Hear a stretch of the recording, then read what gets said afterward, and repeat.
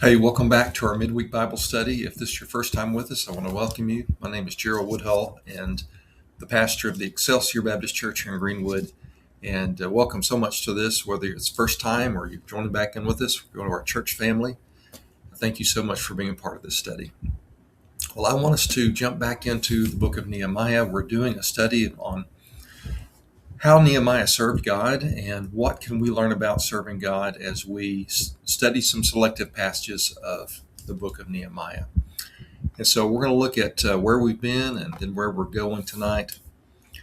Let's see.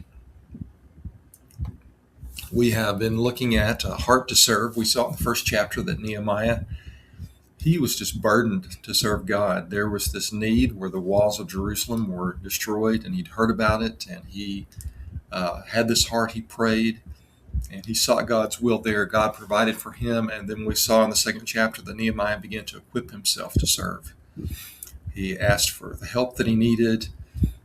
He got the supplies that he needed. He surveyed the damage. He looked to see, and then he jumped in and began serving God. And what we see in this third chapter is something that I think is amazing. This is one of my favorite chapters in the book of Nehemiah, because what we see names of people who served.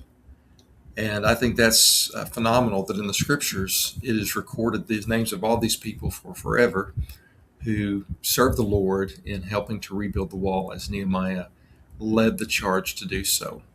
So let's look, if we can, just for a moment. We think today we want to be knowing what it means to be serving God. We'll be in chapter 3. And as we think about that, number one, let's see how we should be willing to serve. Look, if you would, in verse 4.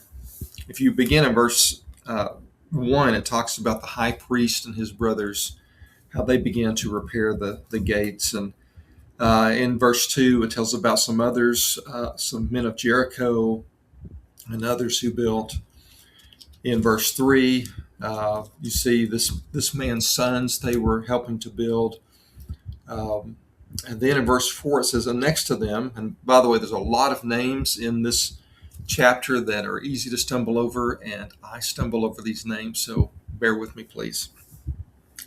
But in verse 4, it says, and next to them, Meremoth, the son of Uriah, son of Hakaz, repaired. And next to them, Meshullam, the son of Berechiah, son of Meshezabel, repaired. And next to them, Zadok, the son of Bana, repaired. Now look at verse 5.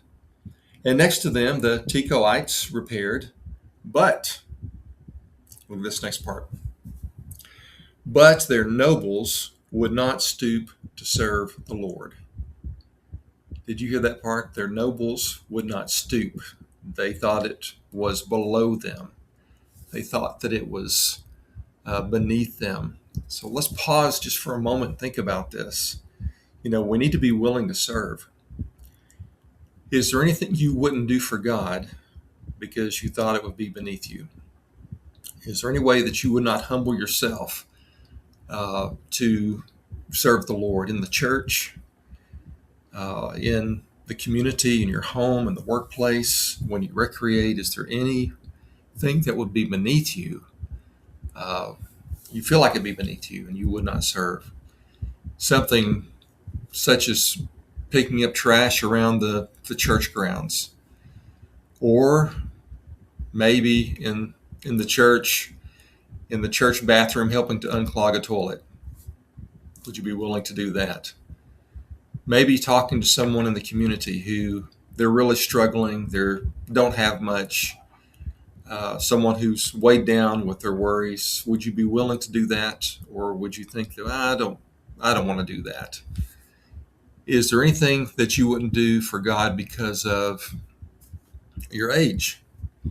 Well, I'm too young to do that, or I'm too old to do that, or maybe you just say, I'm just too busy to take time, to take my free time to serve God. Did you know there's a lot of folks who maybe have a Christian background and they don't go to church, and one of the reasons is Not everyone's reason who doesn't go, but one of the reasons is they feel like, Sunday is my time, and that time is for me. I work hard, and it is my time.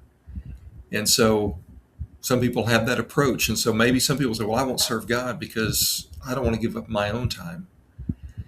A way to think about that for all of us is the time that we have is all time that's been given to us by God. This is God's time, and we're here to serve Him. And I know there are seasons where we need to take a moment, we need to rest some, and we need to not get burned out. But I'm talking about the regular practice of some who won't serve the Lord because they're like, I'm not going to give up my free time. I've got my series or TV shows that I'm trying to keep up with. I've got to go and do this that I want to do for fun. I don't have time. And so that can be the reason. Again, it's not the reason for every person, but that could be a reason for some, that you don't want to give up your time because you believe it's your time and not time that is for God. Well, I want you to think about that. Well, we need to be willing to serve.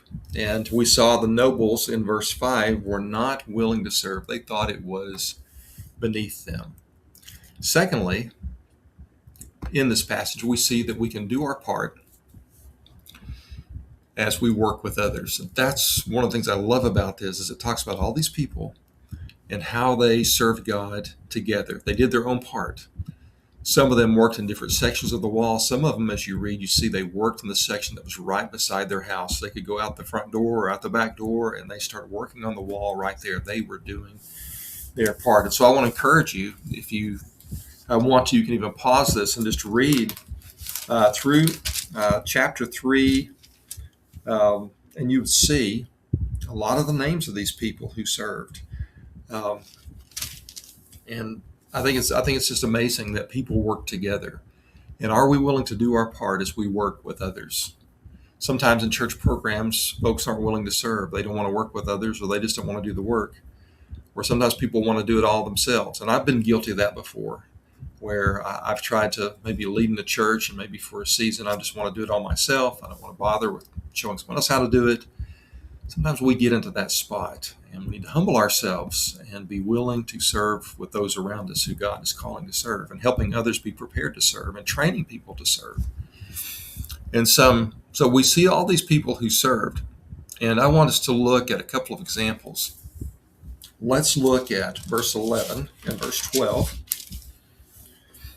And verse 11 says, Malchijah, the son of Haram, and Hashub, the son of Pahath Moab, repaired another section and the tower of the ovens.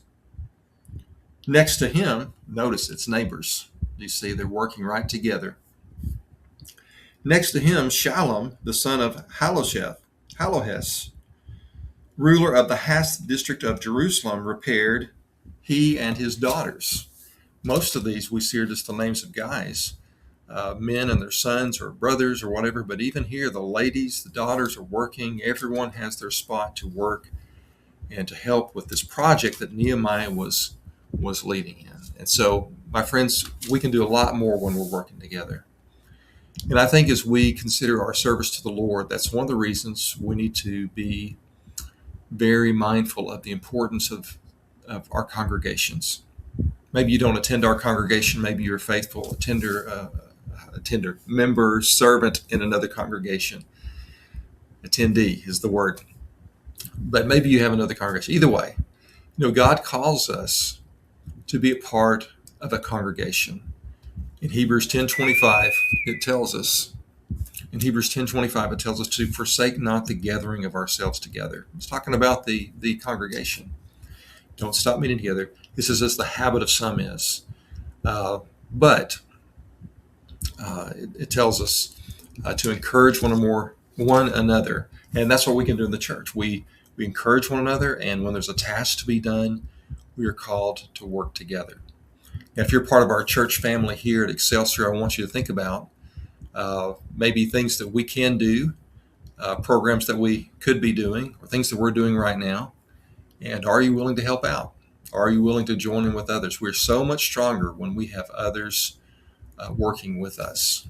And so do your part as you work with others. Well, let's now go to our last point, and that is that God knows who serves. And here's what I want you to think about. We know that God is the God who sees. We read that in the Old Testament. We read of that statement that he is the God who sees. We know that he is omniscient.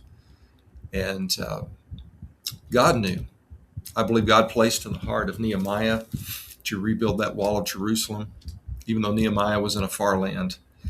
And I believe that Nehemiah, as he led, as the Spirit of God led him, that other people felt led to serve as well.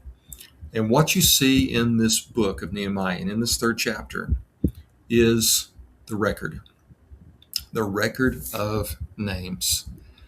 I don't think they were serving so that, unless I may be wrong, but I don't think they were serving so that someone would come around and write down their names. Look what I've done. Look what me and my sons, or me and my daughters, or me and my brothers, look what we're accomplishing. I don't know if that's what they were doing. I think they were serving.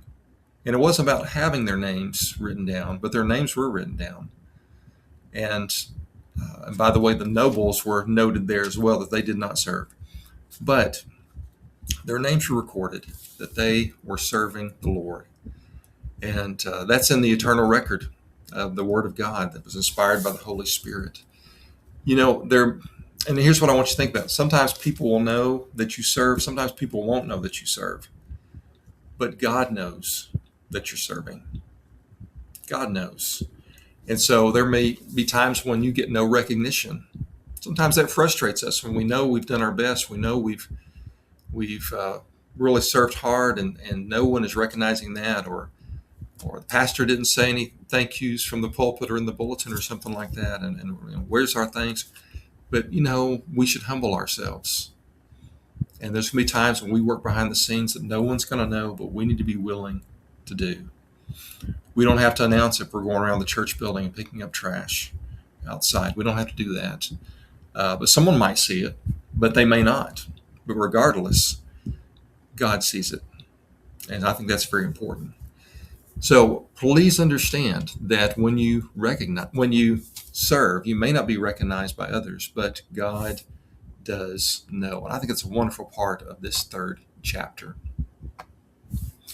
Well, our question then as we conclude is, as we're supposed to be serving God, in what ways can we serve him? I've known people over the years, growing up in church as a child, as a teenager, and then in my ministry as a pastor, as a youth minister, as an associate pastor, fill-in pastor. I've seen all sorts of people serve. I knew a man who many years ago, I know it was probably back in the mid-1980s, he was a veteran, and he had an experience with Christ, and he was born again. He was not a believer for most of his life, but in his elder years, he turned to Christ, and he began to follow Christ. And the only thing he knew how to do, he had a burden for veterans. And he just began writing letters to veterans and sharing the gospel with them. He got some very positive responses from some. He got some very negative responses from others. But that's what he knew to do. He himself was a veteran, and he believed that would be something that he could do as his part. I knew another guy that, very simple man, and wherever he was at, he would just stop and he would witness to anyone that he met. He cared about people and their salvation. Some people in churches, maybe their job is to fold bulletins or hand out bulletins or be a handy person to fix things around the church. Maybe it's laboring behind the scenes to keep the doors open. So many things. Well, what can we do? Whether leading or silently serving or faithfully praying, mentoring others to become servants. Do you possess a willingness to serve? Are you willing to serve? Well, thank you so much for joining with me in this Bible study, and I look forward to next week as we see how Nehemiah faced opposition in his service. And we'll be ready to see that. God bless you. Have a great day.